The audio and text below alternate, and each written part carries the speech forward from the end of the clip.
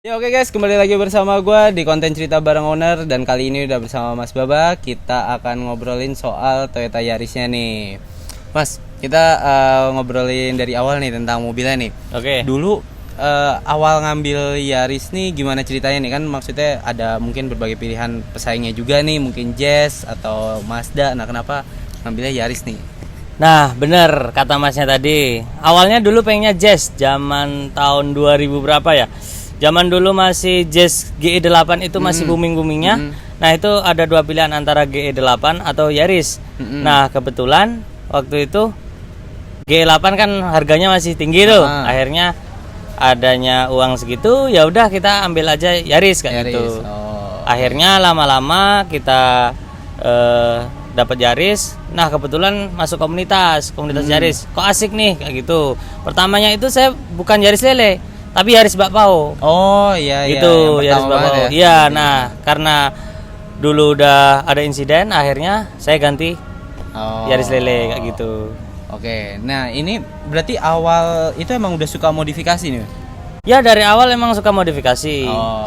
Sebelumnya sih motor. Cuman kalau mobil itu mulai modifikasi itu semenjak masuk komunitas saja. Oh oke. Berarti dulu pas awal punya mobil ini belum punya bengkel yang sendirinya ini mas? Belum mas, dulu kan masih kuliah, zaman kuliah. Oh zaman kuliah, oke. Nah berarti kalau mobil yang ini nih, ini dimodifnya mulai dari kapan nih? Tahun berapa nih? Modif sih dari pertama kali beli baru, selang 3 bulan itu udah langsung saya ceper. Oh. Dulu zaman dulu masih mainnya stand kan. Iya. Gitu. Masih pokoknya pendek-pendekan lah kayak gitu. Berarti konsepnya ini sempat ganti ya sebelum jadi kayak racing sekarang. Ini ya dulu stand gitu. Iya, dulu stand hampir stand itu bisa dibilang 3 tahunan lah, 3 tahun 4 tahun lah stand dulu. Nah, mulai ganti konsep seperti ini berarti dari kapan? Dari tahun 2018 kurang lebih. 2018. Iya. Oh. Nah, ini kalau soal eksterior dulu nih, apa aja sih Mas yang udah diganti di mobilnya ini? Untuk eksterior itu yang udah diganti dari part karbon dulu ya. Kalau part karbon itu sudah saya karbon semua. Panel-panelnya itu dari head unit, dari konsol tengahnya yang AC, terus panel kanan kiri yang di door trim itu udah saya karbon semua. Jadi hitungannya kalau untuk dalamnya, untuk karbonnya udah saya karbon semua. Oh iya. Terus untuk setir itu juga udah saya ganti racing. Terus untuk jok saya ini dulu sempat pakai lokal. Nah, sekarang udah ganti yang impor itu Red Kuga karbon. Oh. Kerasa banget ya, kualitasnya beda banget gitu. Beda banget. Ya? Tetap beda. Oh, oke. Terus sama belakang udah tak kasih X-bar biar lebih stabil sih. Kata saya coba nggak pakai X-bar sama pakai X-bar nanti beda emang akselerasinya beda. Saat nikung Ya, gitu saat beda nikung ya? itu beda. Oh, oke. Itu berarti semua di bengkel sendiri tuh, Mas? Ya, itu kita garap sama teman-teman. Jadi kita ya karena banyak teman yang suka otomotif ya, zaman dulu kan ibaratnya daripada ke bengkel bisa garap sendiri aja. Sendiri gitu. aja. Oke. Nah, kalau untuk eksterior nih, ini kan udah kelihatan banget berbeda nih dari standarnya. Apa aja nih Mas kalau untuk eksterior? Kalau untuk eksterior sebenarnya kalau untuk part karbonnya itu udah dari fender, kap, spoiler. Terus itu yang di sana yang belakang itu ada juga yang pilar samping itu udah karbon juga. Terus garnish belakang udah karbon juga gitu. Nah, kalau kayak misalkan bumper gini-gini ada add-on tambahannya lagi nggak? Apa tetap pakai yang bawaannya aja? Kalau bumper sih itu masih standar dari pabrik karena dari pabriknya itu yang TRD itu udah menurut aku udah sporty sih, udah keren kayak gitu, udah cukup lah gitu. Kalau lampu berarti custom juga nih depan? Kalau lampu ini custom, jadi saya cat sendiri di dalamnya. Tapi untuk semua dalam-dalamnya itu standar semua, cuman kita cat biar lebih kelihatan gagah gitu aja dari depannya. Dalamnya dicat agak hitam gitu ya? Ya. Oh, oke. Nah, kalau untuk sektor kaki-kaki nih, ini kan juga tadi ya udah diceperin, terus velg juga udah ganti. Nah, speknya apa aja nih Mas untuk kaki-kakinya? Kalau untuk kaki-kakinya sebenarnya saya coilover, tapi coilovernya custom. Saya bikin di bengkel langganan saya itu ada di daerah Kadisoko, namanya Bima Understeel di situ. Terus kalau untuk pelek itu lebarnya pakai lebar 7. Ini kebetulan ini saya kasih belang, tapi tetap lebarnya sama 7. Lebarnya sama. Rata 7. Kalau berarti bannya pakai spacer gitu nggak? Apa? Nggak pakai spacer langsung. Kalau ini karena kita kemarin itu nyari mitinya, itu kita kasih spacer. Oh, kasih Tapi spacer. dengan catatan kita panjangin bautnya biar aman. Oh, karena kalau iya. nanti nggak dipanjangin, kita kasih spacer, nanti takutnya lepas di jalan gitu. Iya, bahaya juga. Oke, kalau bannya berarti pakai apa nih? Kalau bannya saya dari mulai racing look sampai sekarang itu 123S. 123S. Dan itu maksudnya gripnya untuk performa mungkin kecepatan tinggi kayak gitu itu mencukupi nggak? Karena saya itu kan sebenarnya bergeraknya di bidang ini, kita tuh modif mobilnya tuh sebenarnya buat drag mobil. Jadi kita cari bannya yang sesuai dengan apa yang kita butuhkan kayak gitu.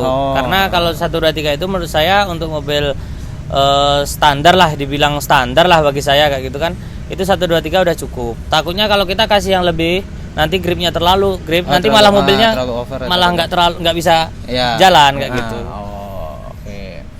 Berarti kalau untuk harian pun juga sebenarnya ini bannya nggak terlalu boros lah ya, Mas, hitungannya. Kalau menurut saya sih nggak terlalu boros. Saya tuh kalau pakai semi slick itu sekitar 1 tahun lah paling nggak.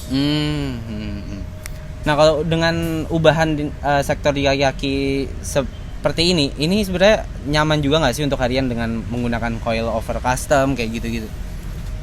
Kalau ngomongin nyaman atau nggak nyaman itu gimana ya? Karena dari awal kan udah dari stance, jadi udah mobilnya udah sebenarnya nggak enak. Pindah ke racing look kayak gini lebih enak kayak gitu. Kalau menurut saya sih untuk nyaman sih masih nyaman, asal jalannya itu nggak berlubang-lubang masih aman. Karena kan berarti ini turun ringnya tuh istilahnya kalau dari standar pun turun ya? Turun. Orinya 16. Orinya 16. Ini jadi pakai ring 15. 15 ya. Oke. Nah, dengan tadi kan juga Masnya bilang ini peruntukannya untuk drag juga nih. Berarti sektor mesin udah ada ubahannya dong? Sektor mesin ada ubahan, cuman ya sedikit ya, ubahan standar lah menurut saya. Udah porting polish udah, open filter udah, terus mungkin itu aja sih kalau untuk mesin, sama remapping. Iya, remapping. Pakai kayak berarti pakai dustek gitu-gitu juga? Enggak, cuma remapping. Kita remapping aja, langsung remapping ke ejunya aja. Kalau boleh tahu tuh untuk soal mesin itu di bengkel mana? Kalau bengkel mesin untuk bongkar-bongkarnya itu kita di bengkel P-Tuning. Itu ada di daerah Gitokati. Terus untuk remappingnya saya serahkan ke Performa. Di daerah Godean. Di mana ya itu, Mas? Godean mana? Godean, jadi pasar Godean, perempatan pasar Godean itu masih ke barat. Iya. Terus ketemu lampu merah terus ke kiri, daerah situ.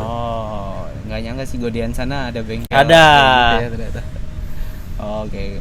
Nah, kalau misalkan ini kan Masnya juga punya bengkel nih. Ya. Nah, di bengkelnya itu bisa untuk beli apa aja sih, Mas? Maksudnya menyediakan apa aja nih?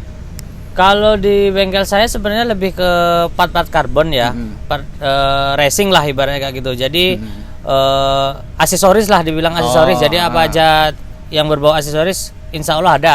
Tapi untuk mesin, untuk remap itu nanti bisa masuk ke kita juga. Karena kita kalau remapping bekerja sama juga. Ada di sama bengkel di daerah Jalan Parangtritis.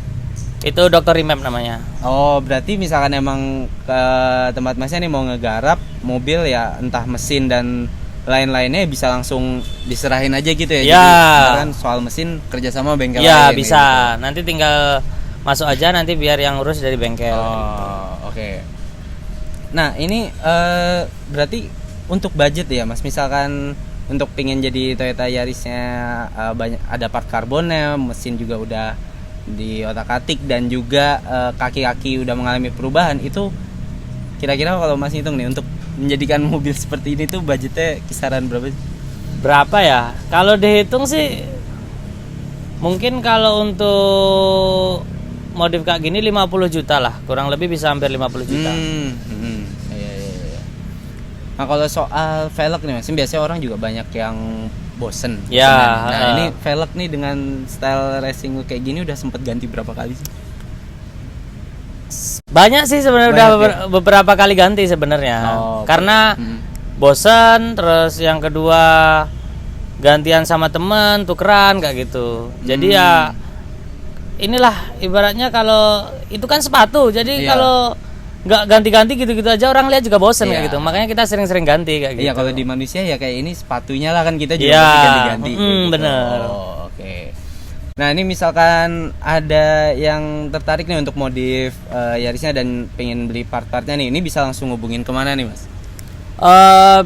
Nanti bisa cek di IG Mm-mm. AB Autopart, ab.autopart, atau nanti bisa WA ke admin ya, di IG kan ada adminnya, nanti bisa WA di situ. Oh, oke. Nanti IG-nya aku cantumin di sini dan juga linknya cantumin di deskripsi. Oke, so itu aja. Thank you banget Mas sudah sharing juga Oke, tentang siap, mobilnya.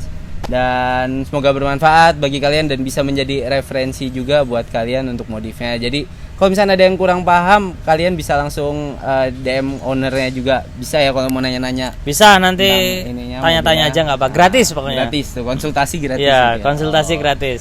Oke, so itu aja guys untuk episode kali ini. Semoga bermanfaat bagi kalian. Jangan lupa untuk like, share, dan subscribe. Sampai ketemu di video baru berikutnya.